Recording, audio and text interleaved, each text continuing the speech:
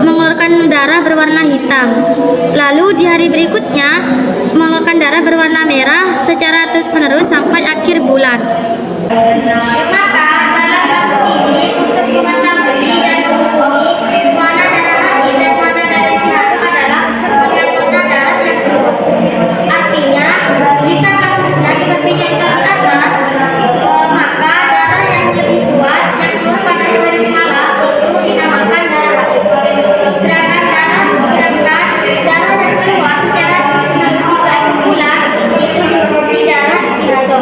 Catatannya, perbedaan warna darah bisa menjadi pedoman untuk membedakan antara darah haid dan darah istihado jika memenuhi 4 syarat yang dalam kitab fikih sudah terbiasa disebut dengan syarat tamyiz, yaitu sebagai berikut.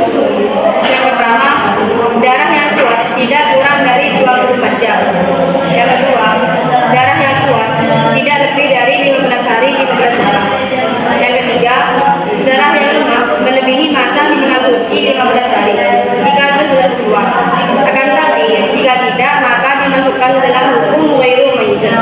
Yang keempat, darah yang lemah bersambut, artinya tidak disela-selai pada darah yang kuat. Jika tidak bersambut, maka masuk pada ghairu mumayyiz, kecuali jika terjadi sekitar 15 hari 15 malam.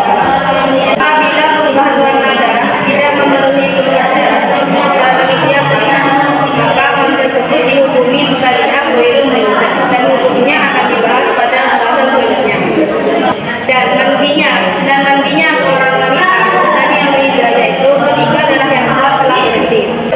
Dan apabila terjadi lagi di bulan kedua, maka hukumnya dikembalikan ke muqaddam mumayyiz.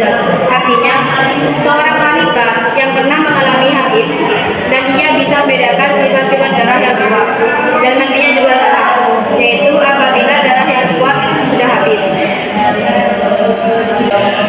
Dan ada 6 hal yang diharamkan bagi orang yang sedang haid. Yang pertama yaitu berhubungan badan, dan yang kedua yaitu membaca Al-Quran kecuali ia tidak berniat membaca. Yang ketiga menyentuh mushaf. Yang keempat membawa mushaf. Dan yang kelima lewat masjid. Dan yang keenam berdiam dalam masjid apabila ia takut mengotori masjid tersebut. Bagaimana jika ada seorang wanita yang keluar darah lebih dari 2 warna?